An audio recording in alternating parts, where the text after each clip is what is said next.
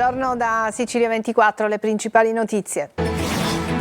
Agrigento, bengalese abusa di 6 minorenni connazionali, arrestato per violenza sessuale aggravata. Papà sta picchiando la mamma. A Catania un 14enne lancia l'allarme per strada, gli agenti e le volanti e la questura, arrestato il marito violento. Il femminicidio di Sara Campanella, le tracce di sangue sul coltello trovato non sono compatibili con la vittima. Per il suo assassino sarà chiesto la perizia psichiatrica. Bimbo di 6 anni finisce in ospedale dopo aver ingerito una polverina bianca. I genitori raccontano era nel regalo dell'uovo di Pasqua. Lieto fine per la brutta storia del furto all'interno di Casa 21 a Catania. Da Novelli, Arsenio e Lupin, ignoti hanno riconsegnato il baltolto ai giovani portatori della sindrome di Down. Alcuni giorni di vento e tempo incerto, ma a Pasqua il meteo sarà clemente, possibile solo qualche piovasco nell'area tirrenica a Pasquetta.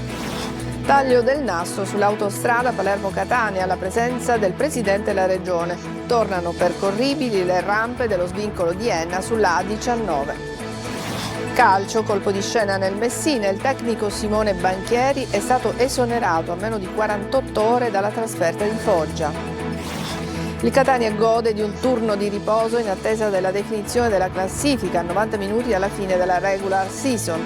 Toscano intanto lavora su diverse ipotesi tattiche in chiave play-off.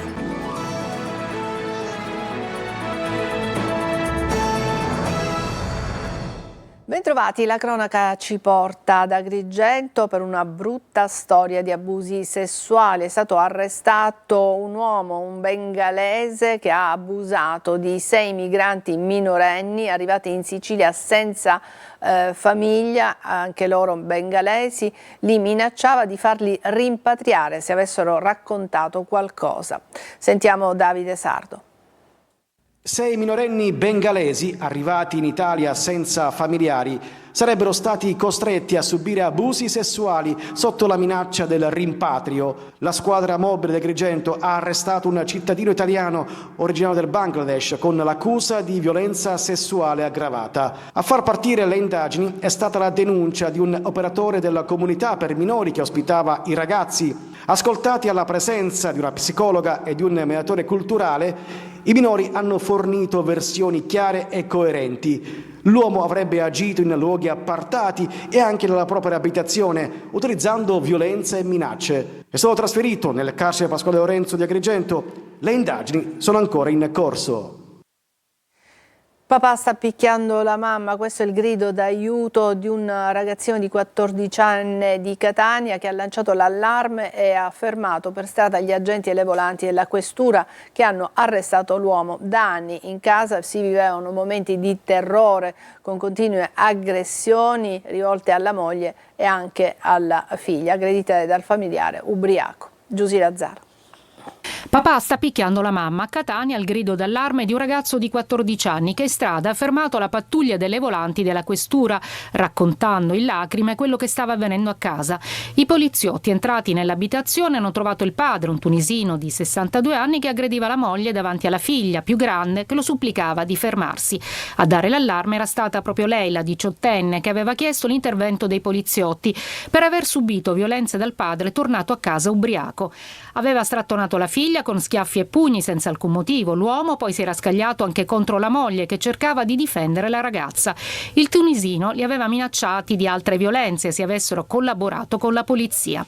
Ma i familiari non si erano fatti intimidire. Agli agenti hanno raccontato che ormai da diversi anni il padre ubriaco li aggrediva di continuo.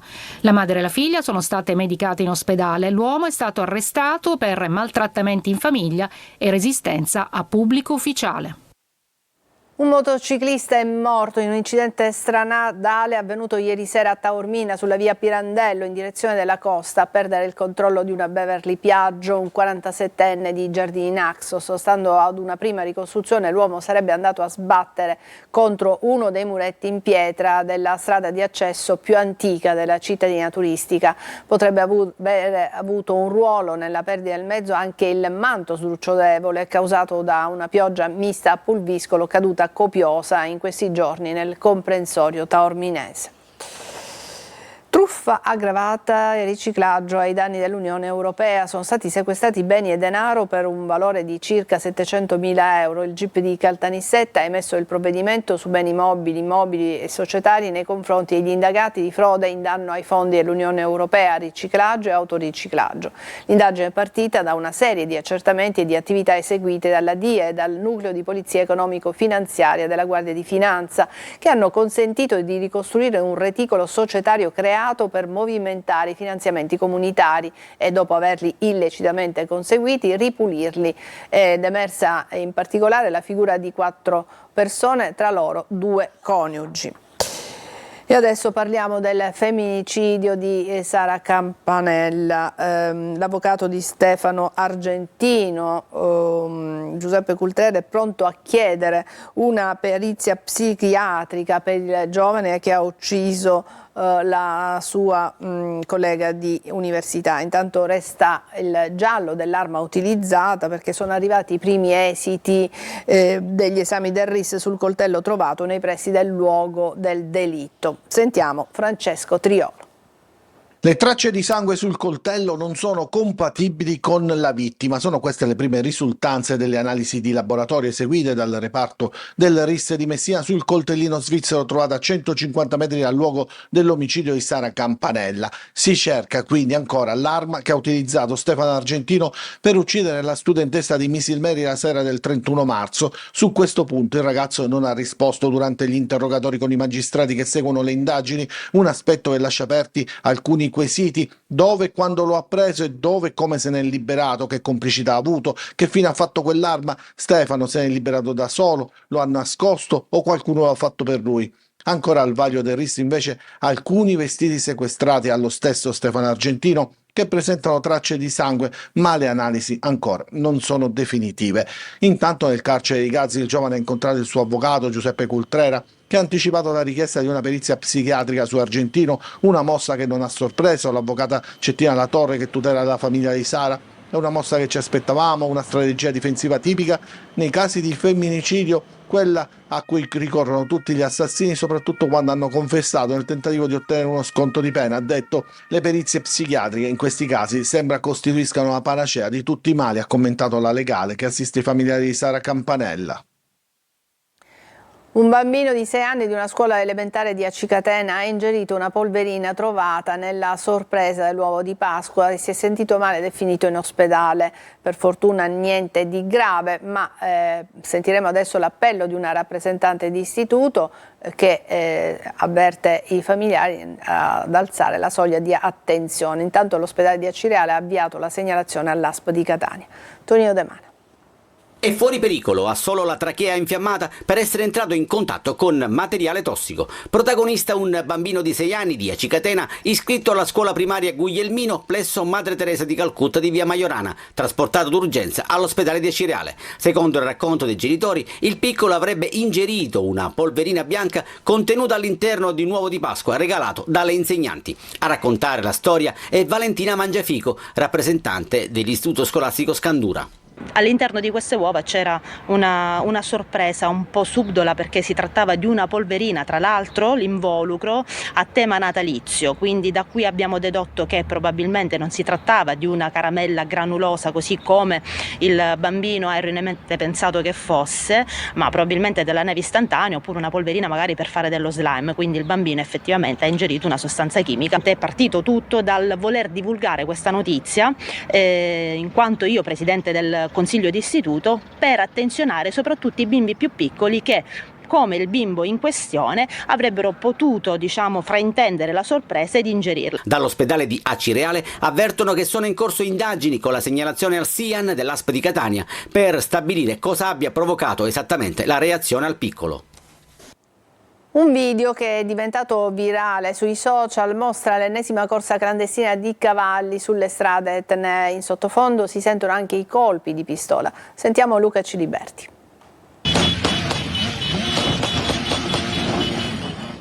Scene da Far West. Cavalli lanciati al galoppo in strada, colpi di pistola e uno stuolo di motorini che urlano per incitare i fantini protagonisti della folle corsa clandestina. Tutto immortalato dai cellulari con un video che è diventato virale in pochissime ore, postato sul social preferito da criminali e malviventi. Il filmato è adesso al vaglio degli investigatori che attraverso i dettagli cercano di risalire ai protagonisti. La strada teatro dell'evento sembra essere la provinciale 69 che da Passo Martino conduce a Lentini. Si vede anche qualche targa e qualche volto scoperto che certamente sarà utile all'indagine. Ovviamente dietro ogni corsa clandestina c'è un giro di scommesse. Le forze dell'ordine provano con tutti i mezzi a contrastare questi fenomeni criminali. Durante i controlli nel territorio trovano spesso stalle abusive, farmaci dopanti e animali maltrattati. L'ultima operazione dell'escursione condotta dai carabinieri di Randazzo è riuscita a interrompere lo svolgimento di una corsa sulla provinciale per Castiglione di Sicilia. Sul posto 2 calessi trainati da cavalli che percorrevano la strada ad altissima velocità, ciascuno con a bordo un fantino e accompagnati da auto e motocicli per scorta e supporto. 3 persone alla fine sono state denunciate.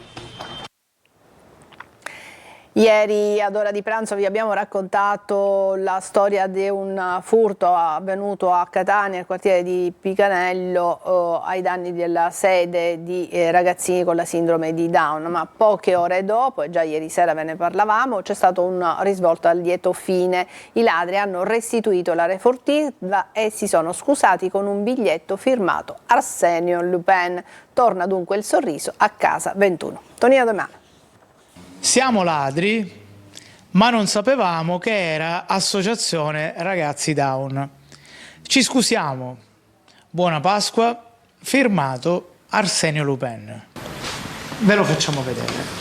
Non è uno scherzo né un cartone animato, ma la favola al lieto fine del furto a Casa 21 che si occupa di inclusione sociale e sostegno alle famiglie con figli con sindrome di Down. Dopo l'ondata di indignazione per avere sottratto elettrodomestici e colombe realizzate proprio dai ragazzi, è arrivata anche la sorpresa. Tra lo stupore dei presenti, una grossa busta è stata lasciata davanti al portone, all'interno gran parte della refurtiva. La seconda possibilità si dà a tutti e per quanto ovviamente il gesto è sicuramente sempre biasimabile, assolutamente, però in questo tentativo di tornare indietro e di ripensare a quello che è stato fatto vuol dire che un po' di speranza c'è, quindi è una buona Pasqua, sicuramente ancora più buona. Ne prende atto il presidente del secondo municipio, uno dei primi a ricevere la bella notizia. Commovente per quello che è successo nel giro di 24 ore. Ieri li ha definiti esseri indegni, oggi? Oggi vi dico che se avete difficoltà non andate a rubare, rivolgetevi alle associazioni, alle istituzioni, ci sono altri modi di portare il pane a casa. Nel frattempo si era attivata una straordinaria gara di solidarietà che ha portato colombe, uova di cioccolato ed elettrodomestici. Abbiamo aderito anche noi, ci sembrava giusto fare questa donazione. Chi ha fatto donazioni e c'è anche chi ha regalato l'impianto di videosorveglianza. Grazie a tutti i catanesi, siciliani, ma anche grazie a tutta Italia perché stanno arrivando donazioni da parte di tutta Italia e quindi buona Pasqua a tutti. Adesso una protesta avvenuta a Catania senza stipendio ai 6 mesi e stanchi delle promesse. Sono i lavoratori dell'ODA, l'Opera Diocesana di Assistenza di Catania, che hanno dato vita a un sit-in di protesta proprio davanti alla prefettura. Orazio Longo. Stanchi di promesse e di lavorare senza percepire stipendio, l'immagine di una persona che sopporta il peso della croce sullo sfondo dell'elefante di Piazza Duomo a Catania rappresenta la passione dei lavoratori ODA, Opera Diocesana, in attesa di 6 mensilità da novembre scorso. Non sono servite le rassicurazioni dell'arcivescovo Monsignor Luigi Renna a fermare la protesta. In attesa delle 4 mensilità promesse per fine aprile, i lavoratori lamentano anche il mancato anticipo di metà mese, mentre gli animi non si sono risollevati dopo l'incontro in prefettura seguito al sit-in di Via Etnea. Le rassicurazioni sono arrivate più volte nel corso del tempo di questi mesi, però di fatto non arriva nulla. Noi siamo ad aspettare per poter vivere. Noi abbiamo bisogno di certezze, non abbiamo bisogno di questi solo 4 stipendi. Noi proiettiamo sul futuro, anche perché le banche ormai ci affliggono. Va detto che la Fondazione ODA non è di proprietà dell'Arcidiocesi, ma si tratta di un ente ecclesiastico civilmente riconosciuto su cui l'Arcivescovo di Catania esercita un potere canonico di vigilanza. E adesso parliamo del meteo di Pasqua. Secondo le previsioni degli esperti, già fra qualche ora è previsto un miglioramento per la giornata di domenica, il clima sarà mite e le temperature in salita. La Pasquetta invece potrebbe essere caratterizzata da nuova instabilità e piogge nella parte settentrionale dell'isola. Desiree Ferlito. La primavera in Sicilia quest'anno sembra essere caratterizzata da instabilità, sole, caldo, nuvole, acquazzoni e vento e poi di nuovo sole e poi di nuovo pioggia. Particolarmente intenso negli ultimi giorni a causa di un vortice ciclonico sul Mediterraneo e il vento, che fastidioso come non mai ha caratterizzato le nostre giornate e dato fastidio agli amanti del capello perfetto. Ma la domanda è una, se lo chiede soprattutto chi ha programmato una gita fuori porta nel lungo ponte pasquale. Come sarà il meteo? Gli esperti dicono ancora altalenante, ma la perturbazione nordafricana che ha portato temporali negli scorsi giorni tenderà ad allontanarsi e a partire da domani fino al giorno di Pasqua il tempo migliorerà. Seppur con qualche nuvola il clima sarà certamente più mite, con temperature che raggiungeranno i 20-21 gradi un po' su tutta l'isola. Il termometro scenderà però nelle ore serali, con un'ampia escursione termica tipica della primavera. Per poi peggiorare, come ogni meteo che si rispetti, nel giorno di Pasquetta, nella parte settentrionale dell'isola, dove dalle ultime proiezioni dei meteorologi una perturbazione atlantica si avvicinerà con possibili piogge e acquazzoni. Il consiglio è di dotarsi, oltre a tutto il necessario per una bella grigliata, di un ombrello, quantomeno per sicurezza. Adesso una breve pausa, ci vediamo tra poco.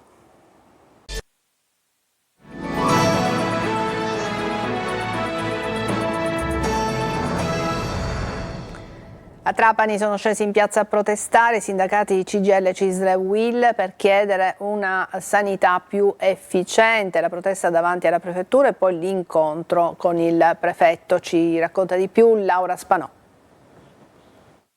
Una sanità che garantisca pari diritti a tutti, è questo il senso del sit-in voluto stamane da CGIL, CISL e UIL a Trapani. Nel 2021 si è costituito insieme a CGIL, CISL e UIL e l'ASP di Trapani un tavolo per la salute. Abbiamo più volte richiesto la convocazione di questo tavolo e l'abbiamo fatto anche ultimamente alla luce dei fatti a tutti noti. Non abbiamo avuto risposta e abbiamo deciso di fare questo sit-in per far sedere a quel tavolo le persone. Noi siamo per tutelare le persone, quelle che ogni giorno ci vengono a trovare. La salute è un diritto fondamentale che deve essere preservato e che deve essere garantito a tutti, perché nessuno deve scegliere se nutrirsi o curarsi. Il sit-in arriva all'indomani della presa di posizione del dirigente ASP Danilo Palazzolo, al quale è stato affidato in via provvisoria il governo dell'azienda di Trapani dopo che la regione ha sospeso per 2 mesi il direttore generale Ferdinando Croce.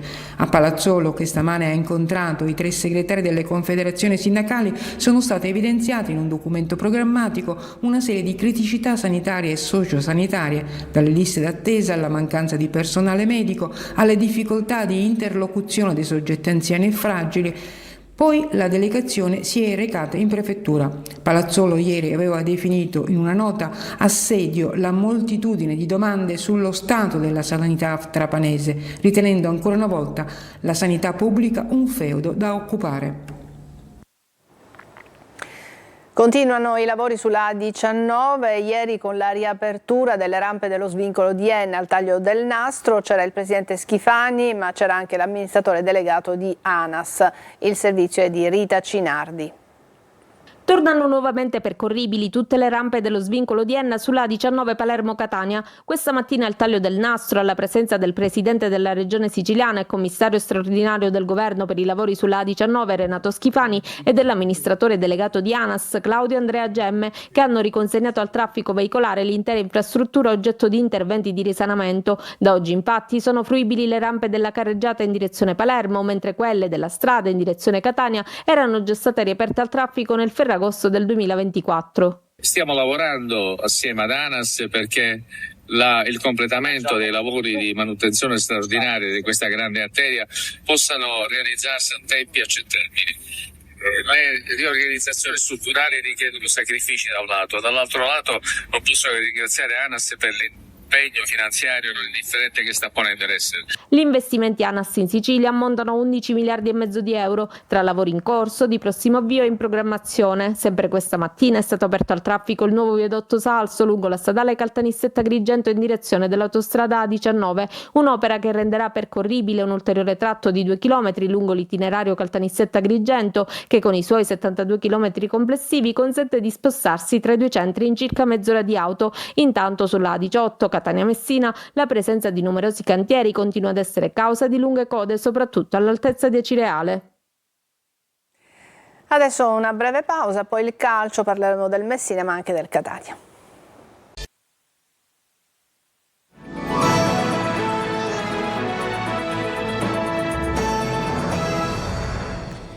Eccoci al calcio, c'è stato un colpo di scena nel Messina, il tecnico Simone Banchieri è stato esonerato a meno di 48 ore dalla trasferta di Foggia. Sergio Colosi. Alla crisi societaria si aggiunge anche quella tecnica. Nella tarda serata di ieri l'allenatore Simone Banchieri è stato esonerato. Al suo posto in panchina a Foggia andrà il vice Antonio Gatto. Banchieri è entrato in rotta di collisione con la squadra e il direttore sportivo Domenico Roma, in un contesto sempre più delicato per le note vicende societarie. Domani in Puglia i giallorossi cercano i 3 punti per alimentare le speranze di giocare il play-out. Speranze però che potrebbero essere vanificate da una grave crisi societaria che non ha permesso mercoledì scorso di pagare ai tesserati stipendi e contributi, anche se la nuova penalizzazione dovrà essere scontata nella prossima stagione indipendentemente dalla categoria. I club giallorossi in un comunicato hanno parlato di fallimento premeditato con attacchi indirizzati ai vari attori della vicenda, Pietro Sciotto su tutti. Sono stati ringraziati invece gli imprenditori che hanno dimostrato attaccamento con la raccolta fondi che non è andata a buon fine, rivolto infine sostegno incondizionato ai giocatori, gli unici ad avere onorato la maglia. Il Catania è in attesa delle partite di sabato pomeriggio per capire quale sarà la sua classifica a 90 minuti dalla fine della regular season. Intanto Toscano lavora su diverse ipotesi tattiche in chiave playoff. Francesco Triolo. Un occhio alle partite di Potenza e Benevento, un altro già rivolto verso i play-off. Il Catania confida anche nell'aiuto esterno di Latina e Trapani per giocarsi le possibilità di mantenere il quinto posto in classifica e sa che comunque, a prescindere dai risultati di sabato, sarà importante anche l'ultima sfida in casa proprio del Potenza. Dall'altro lato, Mimmo Toscano, sfruttando magari anche il turno di sosta forzato, sta lavorando già per la post-season, soprattutto per recuperare tutti gli elementi in piena forma e velocizzare gioco e ritmi della sua squadra. Un ruolo strategico in questo senso ce l'ha il centrocampo rosso-azzurro, dove ormai c'è piena abbondanza e possibilità di scelta. Così il tecnico ha anche la chance di cambiare in corsa modulo e uomini. Guglielmotti e Ramo da un lato, Lunetta e Anastasio dall'altro rappresentano il naturale turnover senza perdere di qualità. Poi Lunetta ha dimostrato anche di essere adattabile altrove, le 6 reti messe a segno sono un ulteriore plus, quindi crescono le possibilità di intercambiabilità. Soluzioni che potrebbero indurre Toscano anche a cambiare modulo, a passare dalla difesa a 3 a quella a 4, potenziando le fasce e dando maggiore spinta, così che magari possa agevolarsene anche il reparto offensivo. Ci fermiamo qui, è tutto per questa edizione di Sicilia 24. Grazie per averci seguito, buona giornata.